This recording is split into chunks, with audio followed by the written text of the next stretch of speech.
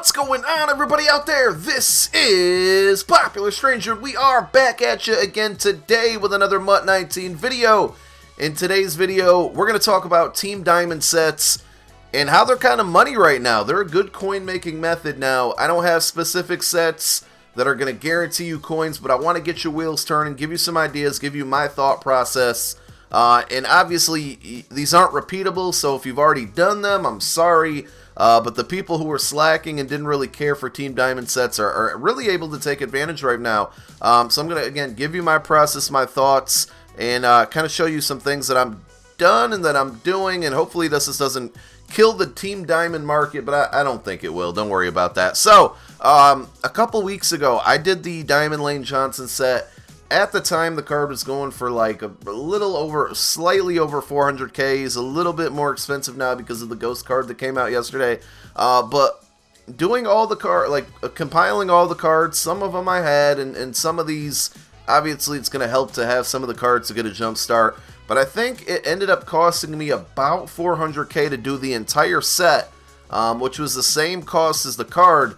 But then you get, if you look, the reward for this particular card, and these really vary, you got 153k back. So at the end of the day, it ended up costing me next to nothing, like 250k to do, you know, a 400k card. So in this situation, I didn't really make coins, but it was a card that I wanted to put on my team. And with the release of some new ghost cards and just various cards, we're starting to see all the Team Diamonds that have power-up cards are starting to get another card, and it's making... number one, those diamonds really sought after because you're trying to power them up, or number two, it's making them expensive, and now we can start selling them to make a lot of profit. But at the time, I really wanted the card. I still want the card now, but I could have sold it. So I got my 153k from doing the set, and then I could have sold the card for 400k and really came out on top. Last night, I did the Diamond Ramsey set, and it cost me roughly about 150k to do. One big factor, and these are the things that I'm saying I want you guys to kind of keep in mind, is I did not buy the Jalen Ramsey card. I bought it with 500 points on the level, I want to say 64 or 63 pack. Now, obviously, I spent a little bit of money. I spent $5 to complete the set, but, you know, $5 versus the 100 plus K profit I made off of this set was worth it to me. So, non-auctionable, non-tradable core elites are really, really big for these sets as well. When you get to level, I think, 67, you get a choice of some other cards. So, again, that's something you might want to keep in mind if you want to try to do this. But, you know, I just went through, got these cards for pretty good pricing. Golds, you know, you got to be really strict and kind of set a boundary on how much you want to pay for a card. And I'll tell you my thought process behind that in a moment. And kind of have just a target that you want to reach. And once you get that, you know, this one doesn't have a big coin reward, 22 coins, 22k, not good at all, but I was able to sell the Ramsey for like 320k, and I spent about 150k on it, plus that, you know, that 22k I got back for completing the set, and it ended up being profitable. The next one that I'm going to start working on is Diamond Julio Jones, and the biggest reason I'm going to do this one is because I had Power Up Julio. I decided to get rid of him, even though he got a ghost card. I'm waiting on T.O. to get his Hall of Fame upgrade, and I already have 3 really good receivers, so I decided to power down Julio, sell his Team Diamond, because, again, his cost went way, way up due to him getting a ghost card, and you want to keep in mind with this particular set, in this one, you got to be careful because there are some expensive cards, like Devontae Freeman's a bit expensive because of his Gauntlet card. You know, Deion Jones is always going to be up there a little bit more in price because he has good power-ups. And there's a lot of elites, but if you look at this set, I also had a Core Elite Julio Jones that I have not powered down yet, but it is in my possession. I have a Core Elite Julio Jones that I got from a level pack, I think somewhere in the 50s. So instead of having to spend 77k on this card, I have that non-auctionable, non-tradable card. I don't think I'm going to power up Julio Jones the rest of the year, so we're going to throw that into the set. And then the goal is to, you know, complete the rest of the set for fairly cheap.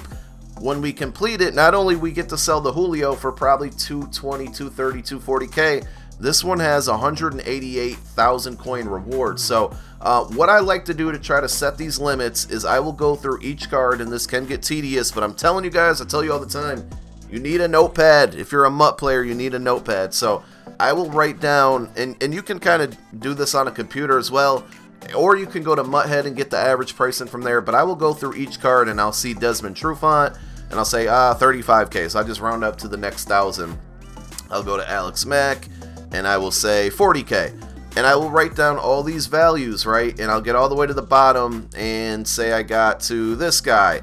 And I see him for basically 3 well, yeah, not basically, it is 3.7. So I'll write down 3.7, right? I'll write down all the current values, and then I'll add that up and I'll see what that price is. Then next to that, in a column next to that, I'm going to write down what I'm willing to pay. And I undercut everything by, like, you know, for this, I'll write down 2,000 coins. And I'm going to stick to that, and I'm going to keep checking it until I get it for that value. And then that projected value that I want, you know, I'm going to write that down, or I'm going to write all those down and add those up and see what it costs. And if that number looks good, and then I do the math between how much I'm going to spend at those projected values, plus the cost of the reward card, plus the cost of the reward for completing the set, if it nets me like even 30, 40, 50K, I'm going to do it. I mean, there's no reason not to. So some of these are going to be really rewarding. Some might not be. And honestly, the state of this, I might start working towards Ronnie Lott. It's going to be a long grind if I do, and I don't expect to make much from it. But if you can do almost all of these sets, even if you're not getting a ton of profit, and it's very low, it might be worth it. So I would also go through, and by the way, you can do these diamond exchange sets pretty, you know, it's risky. I'll do one here just for the sake of today's video, and because I have some diamonds, I have some diamonds here in my possession. We're going to go ahead and open up a Falcons one since that's who I am working on. But if you do have a ton of gold and silver cards, maybe build some tokens, save those tokens for snow, because another set rewinds very, very soon in a couple days. But then you can go ahead and do this fantasy pack, and hey, we got ourselves a Tevin Coleman, and so no doubt I'm taking the elite card. But again, if you want to clear out your binder, make sure that you obviously save all your high and low gold cards for these sets as well. That's another thing. My binder is kind of full of gold cards right now, because of just all the like Twitch packs and everything I opened from Blitz. I'm still kind of hanging on to those. So go through, and number one, you know, go to MUT, sort by Team Diamond, look at the ones that sell for the most. They're going to be people who have pretty popular power-ups, like Amos is one. But then also go through and look for the sets that reward like maybe 50K or over. So Geno Atkins does, Tre'Davious White does, and remember he had a limited, so he doesn't have a power-up. So if you did, like, for this one, I would hold off on it and wait until if they hopefully eventually give him a power-up. 17K, not really worth it. 36K, maybe. Here's a really good one. Gerald McCoy, remember, he has a good power-up as well. 101K return. Larry Fitzgerald actually is not a bad one because he's a good blocking receiver. He has a power-up. And 76K is a pretty good return. 102, 54, 2000K stinks. This is a really profitable one if you play your cards right. Julio, obviously. 49ers not. Giants, kinda. Jaguars, awesome because I did it yesterday. Stafford, maybe because he just got an upgrade recently. Bakhtiari, maybe. Greg Olsen, 93K, good reward there. 122K for KO right here. Remember, he just recently got a card that a lot of people are probably powering up. Ndamukong Suh. There's that level pack that I used Jalen Ramsey on. You could do that with Aaron Donald. That's the most expensive card in this set. And you could get a non-auctionable, non-tradable Aaron Donald for 500 points. Just go through these. Obviously, Saints, 143K.